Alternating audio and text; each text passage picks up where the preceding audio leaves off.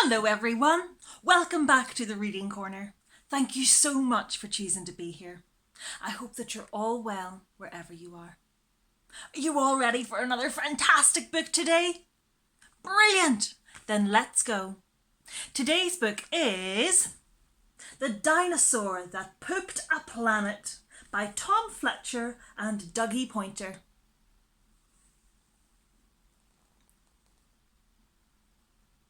Danny and Dinosaur liked to have fun. Some days they had lots. Some days they had none.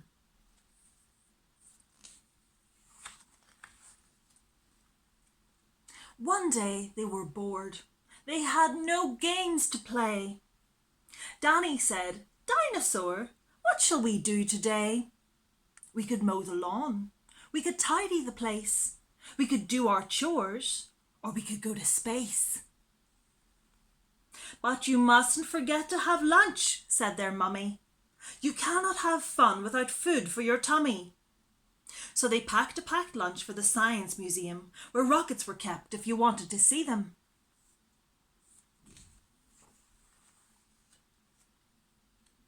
There were hundreds of rockets and spaceship surprises, tall ones and small ones of all shapes and sizes, and one that was ready to launch with a door big enough for a boy and his pet dinosaur.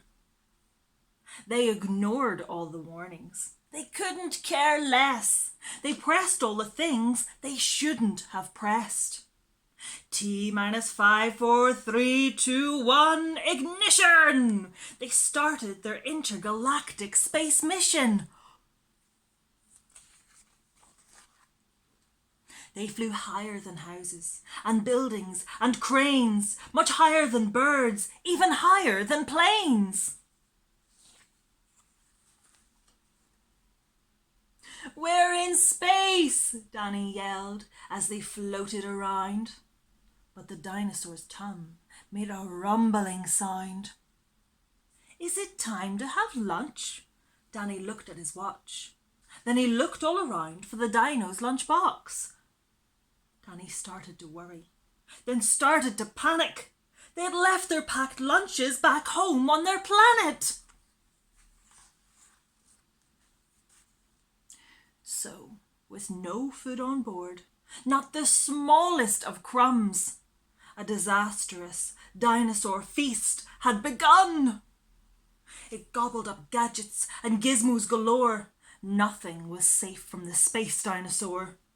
Robots and ray guns and blinking red blinkers, eating things up thought by NASA's great thinkers. The hyperdrive gamma reactor machine was swallowed along with the space tractor beam. It chewed and it chomped on the spaceship controls. The rocket was dotted with dino tooth holes. Inside it was bare. The spaceship was empty. Outside there were more things to eat. There was plenty. It broke down the door with a cool ninja chop. Out in space, dinosaurs are much harder to stop.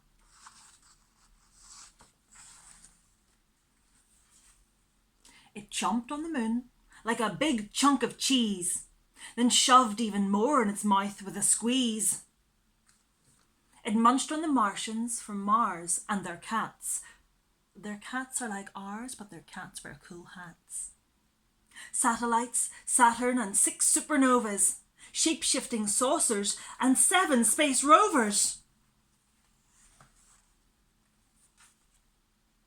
It guzzled 5 gallons of fuel from the tank, and Danny's jaw dropped as he watched what it drank, with a crunch and a crack and a num num num num. In one dino gulp, their rocket was gone. Now nothing was left. All Danny could see was a fat dinosaur where the rocket should be. And so they were stranded with no way back home. Just Danny and Dino in space all alone. Now Danny was crying. He cried and he cried. He cried and his tears filled his spacesuit inside. Unless they were going to stay there forever, the dinosaur needed to do something clever. With the feeling of guilt deep down in its gut, its brain brewed a plan involving its butt. It knew there was only one thing it could do. To get them back home, it needed to poo! Like a poop-powered rocket, the dinosaur flew. Dan hopped on its back, and he watched as it pooed. It pooped out the robots and ray guns and blinkers. The things NASA's thinkers thought up were now stinkers. It pooped the moon, it pooped out the stars, it pooped the space rovers and Martians from Mars. When Danny looked back, he could see a poop trail from far out in space to the dinosaur's tail. They headed for Earth and they started to orbit. It pooped on the clouds, but the clouds just absorbed it.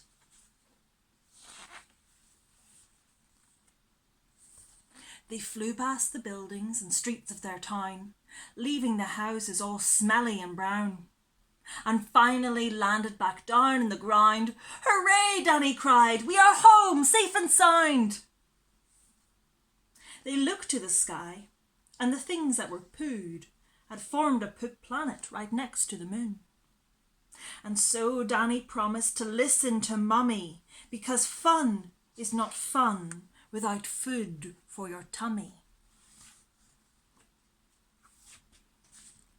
And just when you thought all the pooping was done, a Mars cat plopped out of the dinosaur's bum.